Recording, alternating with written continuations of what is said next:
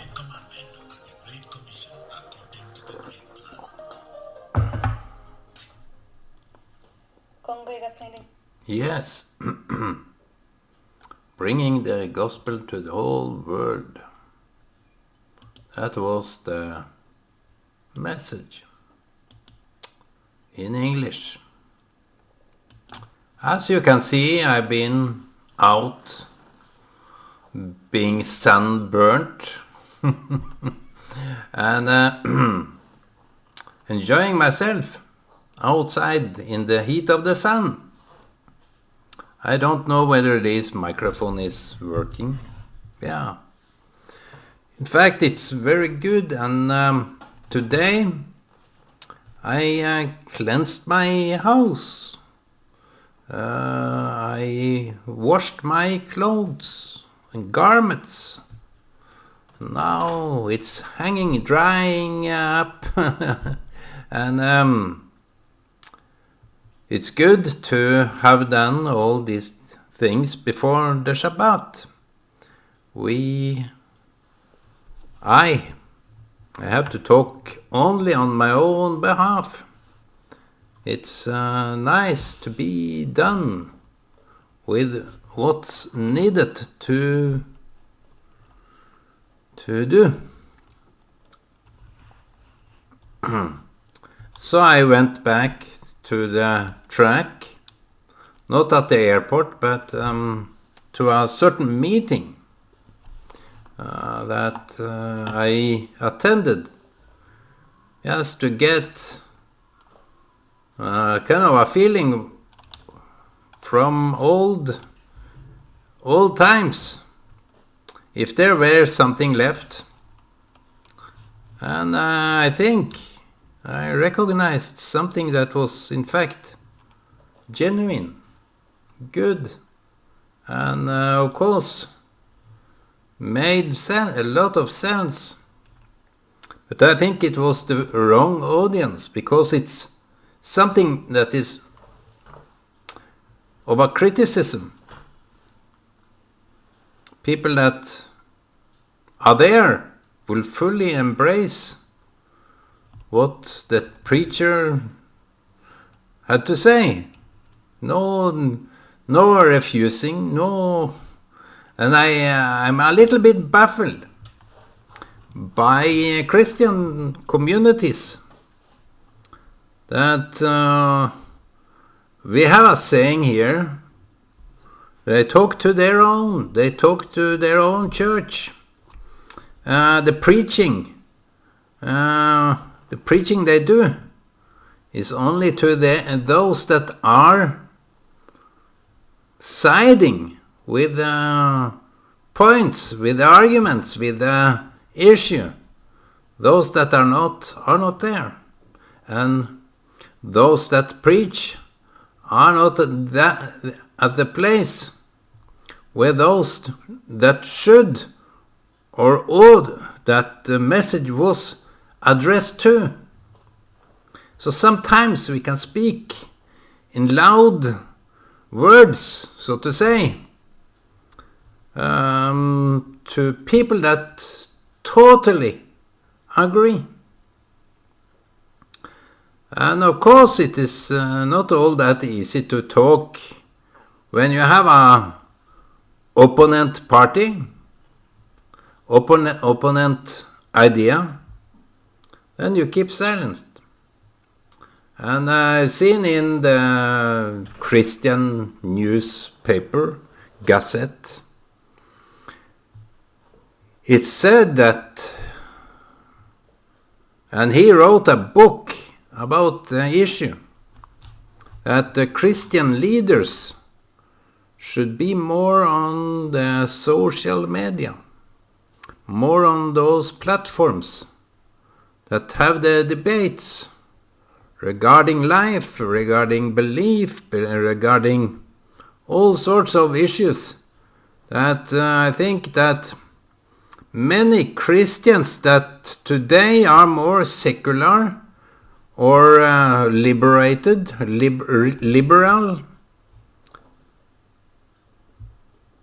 are there because they think They believe that the trend is going that way. They are not able to stand alone when the message is a little bit heavy, a little bit tormenting, a little bit crushing down on people. You see, this preacher, I couldn't really pinpoint why the audience was wrong, but the preaching was in fact good. And he mentioned something about a drunk addict. I don't know whether I should put the picture on. I can do it. I think I can do it, because it is the back side. Let me see if I can target the picture so you can see.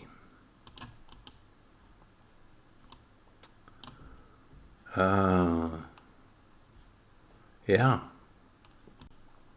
Here you have the scenery of the it is from behind. I sat here, and as you can see, the roof is not that it is not at a fancy building, and the preacher here was mentioning something that I believe that it is profoundly true. And as I said, like this man, he seems to be a drunk addict, previous drunk addict. No, I don't think he is, but it's easy to be prejudiced in such a situation. Let me see where I can put myself. I have no place in this world. I'm just kidding. He said something profound true. And he mentioned examples that people that were in this, he had the heart for the drunk addict. This guy, he was from Sørlandet, the southern part of Norway, where my father came from. So maybe the message glide right in, because he had this sweet dialect from Sørlandet. We call it Sørlandet. It's the southern part, the southern country in Norway. And they have this sweet dialect.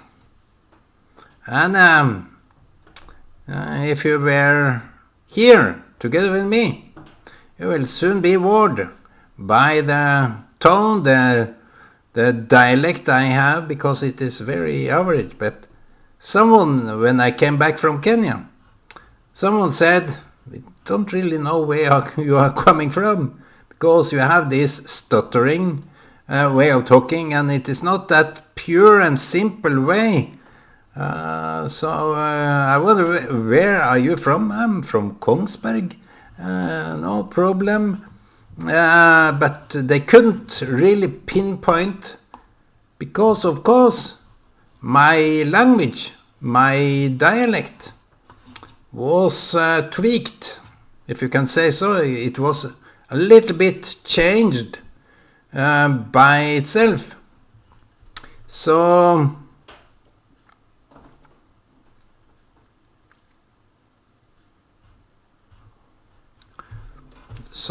you can, as I was saying yesterday, you don't really know where he's coming from, what kind of language.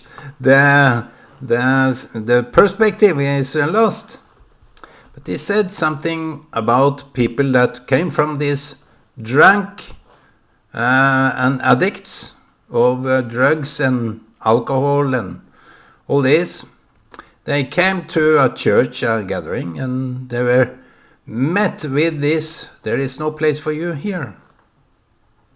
So he wondered, why couldn't they make just some excuse, why is the rule of this place so strict? Why are you so strict? Yes, you are following the rules. Why are you? And that is okay, we understand. But why? They were just pushed away, off with you. You don't belong here. There is nothing here for you. And other places said, we are happy, we are lucky that we don't have drug addicts in our church. So that's how people within the Christianity community have been developed.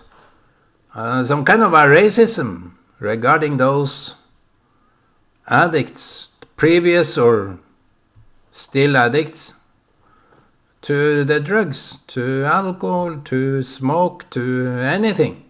Maybe even... I don't know, I don't want to say that. But he pinpointed that there have been exclusions.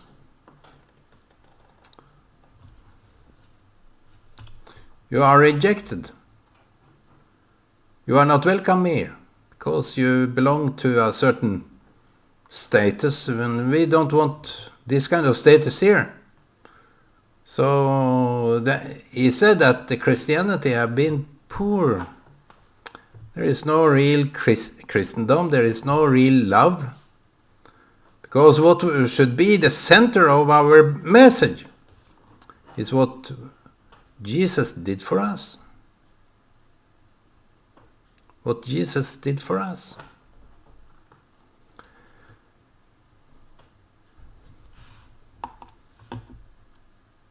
And he pinpointed that there were 4 ladies at the place where he died, where he was crucified.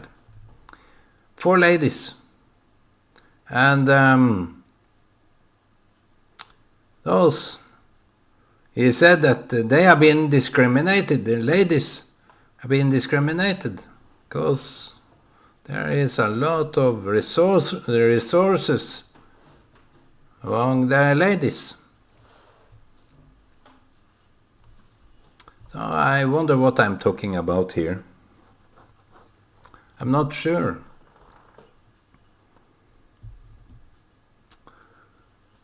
I think in this context, he didn't have the right message. I think he had dwelled on those issues by himself, and maybe wanted to say them out loud to some different kind of audience. And I said to some couple of people outside that this message was in fact very good if it was for the right people. The right people. You see, you can't use an occasion to say something that is not belonging there.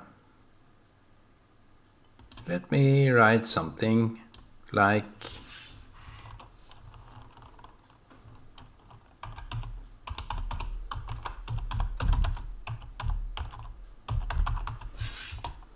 let me Google if it's corrected spelled. Wrong audience.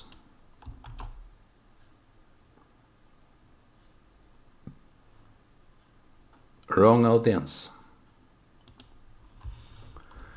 I am not so keenly aware of who my audience is, because I was reflecting in that church or that gathering whether my message is adequate, is relevant, is for the right audience.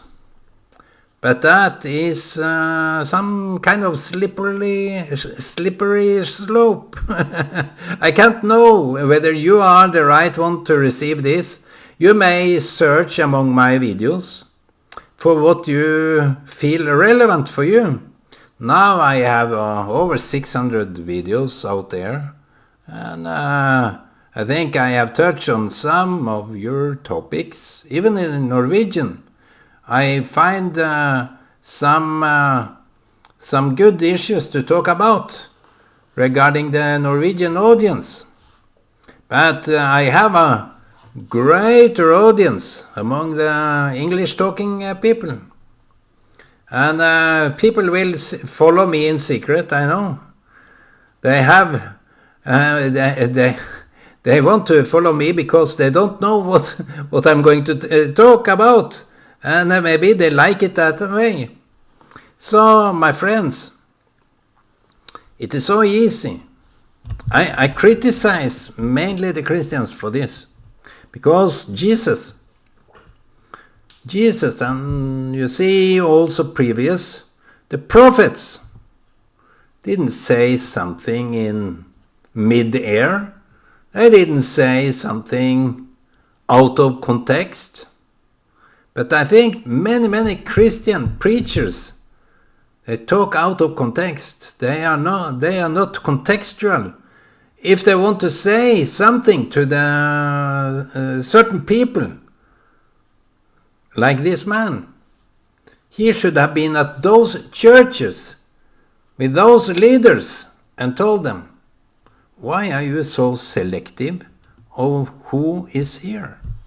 Why are you so obnoxious, hateful, or resentful to people that have dealt with issues that is beyond your capacity to deal with? You don't even understand it. So why do you reject them? You have no ability to understand the people that you are rejecting. And I'm happy that those people are not here. You can turn it out polar opposite. You can say, yes, I am happy too, because to meet these people in this church, if you are just an example of those people that are here, I'm happy that those people that we are talking about don't go here. And they will never feel at home here at all. There will be no room. Like Maria and Joseph came to Bethlehem, and there was no room for them in the cabin, in the hostel. But we find room anyway. We find our room. And Jesus, whenever he talked, he was relevant. That's why he gave so much. But preachers today, they are talking not mambo jambo, mambombaya. Bad news. Bad news, mambombaya. Because they have no regard. You see, if you want to have addressed your message to someone, go to them. You can't be a coward. And he was talking about this coward, Pontius Pilatus, that was a convinced coward. What he meant by that he referred to Pilatus' words, this innocent, regarding Jesus. This innocent. So let me wash my hands. I'm off of this judgment. I can't judge him. I leave it up to you. So he was this convinced believer, but he was a coward. even Jesus said to him the power that you have no power. He said to Pilatus, you have no power. Jesus said, and also the Pharisee, he said something very profound to each and every one that he met. The rich man that was doing everything right according to the law, he was asked to sell all what he got. Now you can follow me. and this rich man, young rich man, he sadly went away. He knew that he couldn't hold that. And I think when it comes to the words that the prophets spoke, no one can hold them. No one can hold them. We are all in some kind of a imprisonment regarding upholding something that we can be proud of. I don't believe so. I don't believe that we can be proud of anything. It have always been hard. It's always been hard to talk the truth. Because either you are hurting someone or you are a coward. The hardness of speaking the truth is because we want to hide. Like Adam and Eve. Eve themselves. They realized how naked they were. And we are not aware of our own nakedness. Our own impurity. Our own... only when we hear God is in the garden. Only when we receive guests, that's when we are putting on the best clothes, the best furniture, the best cleaning up. So why not act as you have a guest in your house that are talking to you straight, that no acting will fool this guy that is visiting your home. He can't be fooled. God, or whoever that guest is, regard him as no fool. And you can't fool this guest. You have to be honest. Because the truth sets people free. That's why the truth is so hard to come around, to listen to people that are talking the truth. That's healing in itself. I've been talking about that for a long time. The truth, the impact of healing. It's healing either yourself that confess to the truth. And he was talking about that too. Confess. Just admit. Go and confess. It's me. I did it. He was this kind of man that I would like to shake his hands. Because he was talking exactly the same message as I have been dealing with here, that the truth is to say, I am the one. No man that guests your house, that urges to come in, you can't fool. He knows what you have done. Without any condemnations, without any harsh word, critique, It's only your own impact of your own thoughts that is hurting you. His words. I want to visit you today. So, the right audience. Jesus came into this rich man. Today, I want to visit you today. Zacchaeus. I don't know whether it's in Norwegian, but that was his audience. He picked out the right audience, and the prophets for Israel. They didn't go to foreign countries.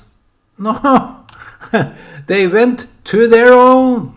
That's why people in the Christian community are brought up to believe that the message that we have, they have no singular message for their own. The message is only for those that are standing outside, not coming in. So you have a lot of resentment, condemnations and attitudes regarding those that doesn't come in.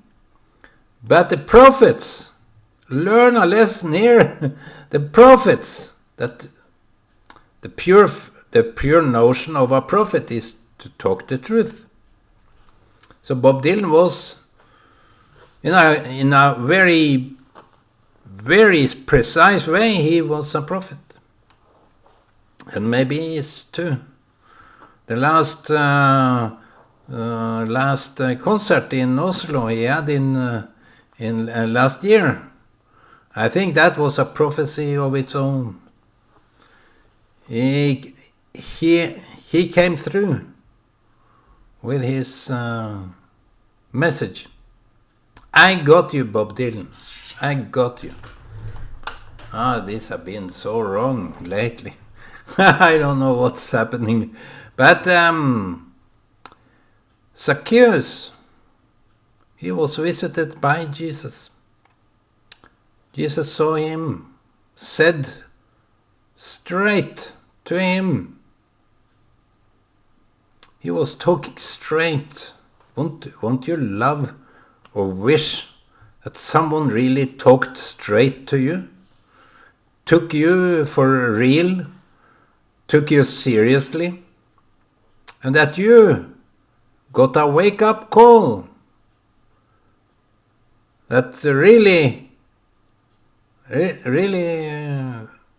wanted your company.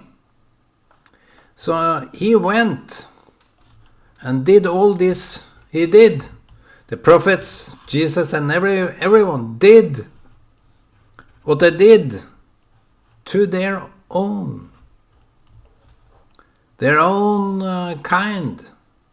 And Jesus said, would a prophet be accepted in his own town? So that's why he did that. He went to his own town.